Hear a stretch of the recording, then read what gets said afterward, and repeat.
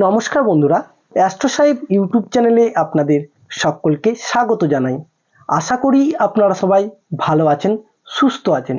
তো চলুন প্রতিদিনের মতো আমি আজও চলে এলাম একটা হস্তরেখা বিষয় আলোচনা নিয়ে আপনাদের সাথে। তো আজকে যে বিষয় নিয়ে আলোচনা করব সেটা খুবই গুরুত্বপূর্ণ বিষয় একটা, তাই আমি বলবো অবশ্যই ভিডিওটা সম্পূর্ণ দেখার চেষ্টা করবেন এবং ভিডিওটা মনোযোগ সহকারে দেখার চেষ্টা করবেন। তো চলুন বিষয়টা প্রথমেই আপনাদের জানাই। আজ যে বিষয় নিয়ে আলোচনা করব সেটা হচ্ছে আমাদের রবির ক্ষেত্র বা রবির পর্বত, শুভ চিহ্ন, শুভ অংশ, সে বিষয়ে সম্পূর্ণ জানাবো আপনাদের। সেই রবির অংশে সেই চিহ্ন আছে কিনা আপনারা নিজের হাত মেল করে দেখতে পারেন। অবশ্যই একটা জিনিস খেয়াল রাখবেন, যদি আপনি মহিলা হন এবং ভিডিওটা দেখছেন এবং হাতটা মেল করতে চান, অবশ্যই আপনার বাঁ হাতটা মেল করবেন, এবং আপনি যদি পুরুষ হয়ে থাকেন ভিডিওটা দেখছেন এবং হাতটা নিজের হাতের সাথে মেল করবেন, অবশ্যই ডান হাতটা মেল করবেন। তো চলুন প্রথমেই আপনাদের জানাবো রবির অংশ কোনটা হাতের মধ্যে।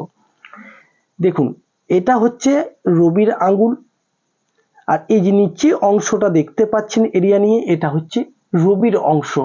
এই অংশ থেকে আমাদের অনেক কিছু বিচার হয়ে থাকে। একটা মানুষ দেখবেন চাকরির জন্য হতাশা হয়ে থাকেন, বা অনেক অ্যাস্ট্রোলজার কাছে যান যে আমার কি চাকরি হবে বা কোনো ভালো কিছু কাজ হবে, এই বিষয়টা অনেকের মানুষের কিন্তু একটা থাকে, এবং প্রতিযোগিতাতে অনেক মানুষ যান সেটা কি আমি ফার্স্ট হব নাকি কোনো কিছু হবে না, এই বিষয়গুলো জানার অনেকেরই উৎসাহ থাকে। সে বিষয়ে সম্পূর্ণ জানাবো। এই রবি যদি আপনাদের শুভ থাকে সেই ফলগুলি আপনারা কিন্তু অবশ্যই পেয়ে যাবেন, এবং সম্পূর্ণভাবে 10টা মানুষের একটা মানুষ কিন্তু আপনি হতে পারবেন। তো চলুন প্রথমেই বলবো রবির ক্ষেত্রটা কিভাবে আপনারা দেখবেন। প্রথমে আঙুলটা বের করে দেখুন, যদি রবির আঙুল লম্বা অবশ্যই হতে হবে, রবির আঙুল যেন কোনো দিকে টেরা বা বেঁকা না হয়ে থাকে, সেটা প্রথমেই খেয়াল করবেন। এই আঙুল অর্থাৎ রবির আঙুল মানে হচ্ছে এই আঙুল, এটাকে সূর্য পর্বতও অনেকে বলে থাকে, এটা সানমাউন্ডও বলা চলে।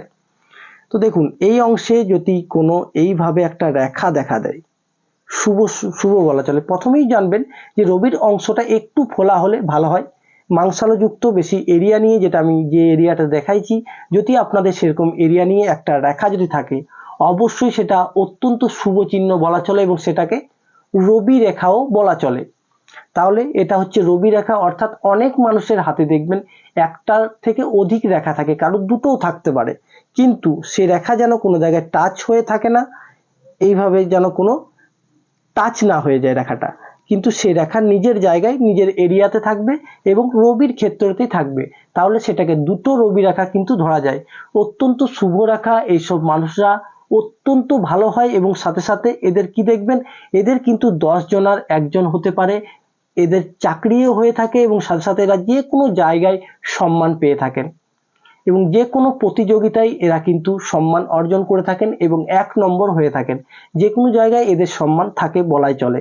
এই রবির অংশ মান সম্মান খ্যাতি আপনার থাকবে যদি আপনার রবির অংশ একটু হলেও ফোলা হয়, এবং সেটাতে যদি কোনো দুটো রবি রেখা থাকে বা একটা থাকে, একটা থাকলে অত্যন্ত শুভ, এবং দুটো থাকলেও কিন্তু খারাপ নয়। অবশ্যই আপনারা হাতটা খুলে দেখুন, যদি আপনার রবির অংশে একটা রেখা আছে তাহলে কিন্তু অবশ্যই খুবই ভালো বলা চলে। এইসব জাতক বা জাতিকার মান সম্মান তো হয়ে থাকে, তার সাথে সাথে যে কোনো জায়গায় এরা প্রতিযোগিতায় 1 নম্বরও হয়ে থাকেন, যে কোনো পরীক্ষাতে বলুন, এক্সামে বলুন, যে কোনো বিষয় নিয়ে কিন্তু এরা অত্যন্ত সম্মান পেয়ে থাকেন যে কোনো জায়গাতে। আশা করছি বুঝতে পারলেন। এবং প্রত্যেকটা বিষয় রবির ক্ষেত্রতে যদি অশুভ চিহ্ন বলা যায়, শুভ চিহ্নটা বললাম, এবার অশুভ চিহ্ন বলবো।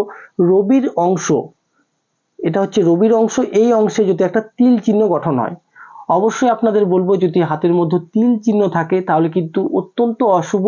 আপনারা অন্য ভিডিও যারা আমরা দেখেছেন তারা জানেন, রবির অংশে তিল থাকা মানে হচ্ছে সেই অংশের শুভ জিনিসটাকে অশুভ করে দেওয়া, অর্থাৎ সেই অংশের শুভ স্থান অর্থাৎ শুভ চিহ্ন থাকার পরেও যদি একটা তিল গঠন হয়, সেই জায়গাটাকে কিন্তু সে অশুভ করে দেয়, সেই ফল অনেক দেরিতে আসে বলা চলে। তাহলে অবশ্যই সেই মল নষ্ট করে দেওয়ার একটাই মূল হচ্ছে তিল। তিল যদি না থাকে তাহলে অত্যন্ত শুভ, এবং তার সাথে সাথে যদি ওখানে একটা কাটাকুটি চিহ্ন যেন না হয়ে যায়, মানে একটা ক্রস চিহ্ন, অর্থাৎ এইভাবে এটা যদি একটা ক্রস চিহ্ন ওখানে গঠন হয়, এটাও কিন্তু অত্যন্ত অশুভ বলা চলে। শুধু ক্রস চিহ্ন এক জায়গাতেই শুভ ফল দেয়, সেটা হচ্ছে এই বৃহস্পতির ক্ষেত্র। এই অংশে যদি আপনার ক্রস থাকে সেটাই কিন্তু শুভ ফল দেয়, কিন্তু আরো আদার্স যে অংশগুলি হাতের আছে যেখানেই থাকুক সেখানেই কিন্তু আপনার অশুভ ফল প্রদান করবে এই ক্রস চিহ্ন। অর্থাৎ আশা করি আপনারা বুঝতে পারলেন ক্রস চিহ্নর প্রভাবটা। এবং এই অংশে যদি এইভাবে আড়াআড়ি রেখা থাকে সেগুলোও কিন্তু শুভ বলে ধরা হয় না। এবং আরেকটা জিনিস দেখবেন, আঙ্গুলগুলি যেন এইভাবে থাকে, রেখাগুলি যদি এইভাবে আড়াআড়ি থাকে সেটা কিন্তু অশুভ সংকেত।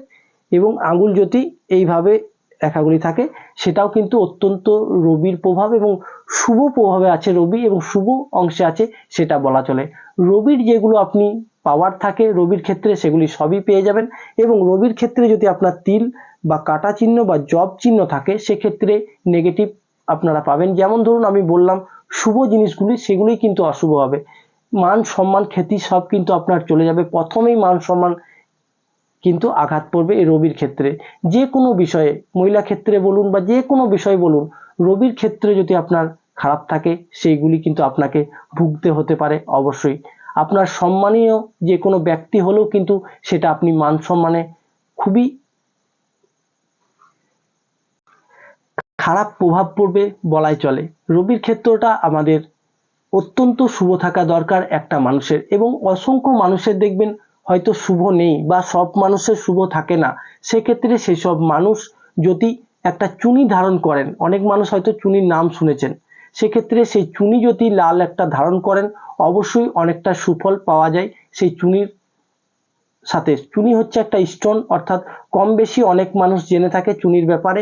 যদি সেই চুনি একটা ধারণ করা হয় আমার মনে হয় অনেকটা কমে যায়। দেখুন সম্পূর্ণভাবে যে আপনি মান সম্মানটা বাঁচাতে পারবেন বা সেটা কিন্তু নয়, কিন্তু যে অংশে আপনার মান সম্মানটা রবি খারাপ থাকলে যাবে সেক্ষেত্রে যে নেগেটিভ বিষয়গুলি আসবে তার থেকে অনেকটা পজিটিভ আসবে এই চুনি ধারণ করলে। সবটা হয়তো হবে না কিন্তু কিছু অংশে ভালো হবে। আপনি 100% খারাপ জায়গাতে আপনার কিন্তু 40% থেকে 50% পর্যন্ত খারাপ হবে, কিন্তু 50% আপনি ভালো থাকবেন অবশ্যই বলা চলে। তাহলে এর প্রতিকারটাও অবশ্যই আমি বলে দিলাম চুনি। এবং আরেকটা জিনিস, অনেক মানুষ হয়তো নিতে পারবে না বা পয়সার অভাবে সে মানুষের পয়সা নেই, সেক্ষেত্রে তারা কি করবেন, বেশিরভাগ ক্ষেত্রে তারা যে কোনো লাল পেন ইউজ করবেন। এবং সাথে সাথে যারা সূর্য ওঠার সাথে সাথে যদি আপনারা যখন ওঠেন তখন আপনারা সূর্য প্রণাম করবেন। এবং আরেকটা জিনিস করতে পারেন, যারা হয়তো চান করেন বা স্নান করেন, অনেক মানুষ পুকুরে করেন বা বাথরুমে করে থাকেন, সেক্ষেত্রে তারপর এসে যদি সূর্যকে প্রণাম করে থাকেন এবং সূর্যের বীজ মন্ত্র যদি আপনি বলে থাকেন অবশ্যই সেই সূর্যের প্রভাব থেকে বা রবির প্রভাব থেকে আপনি সুফল পেতে পারেন বা পাবেন।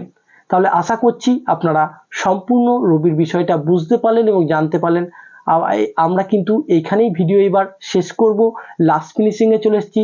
তার সাথে সাথে আরেকটা জিনিস আপনাদের বলবো, যদি আপনারা রবির ক্ষেত্রটা খারাপ থাকে এবং যদি আমাকেও আমার কাছে হাতটা পাঠাতে চান অবশ্যই আমার হোয়াটসঅ্যাপ নাম্বার দেওয়া আছে, সেখানে আপনারা হাতটা পাঠাতে পারেন। আমি কেমন পজিশনে আছে আপনার রবির স্থানটা আমি সেটা আপনাদের জানিয়ে দেব। এবং প্রতিকারগুলো তো আপনাদের বললাম, অবশ্যই সেই প্রতিকারে গ্রহণ করে আপনি যদি সেই রেমেডিগুলি ইউজ করতে পারেন এবং ভালো থাকবেন, সুস্থ থাকবেন। তো চলুন আজকের ভিডিও আমাদের এখানেই শেষ করলাম। সবাই ভালো থাকবেন, সুস্থ থাকবেন, আবার দেখা হচ্ছে পরবর্তী ভিডিওতে।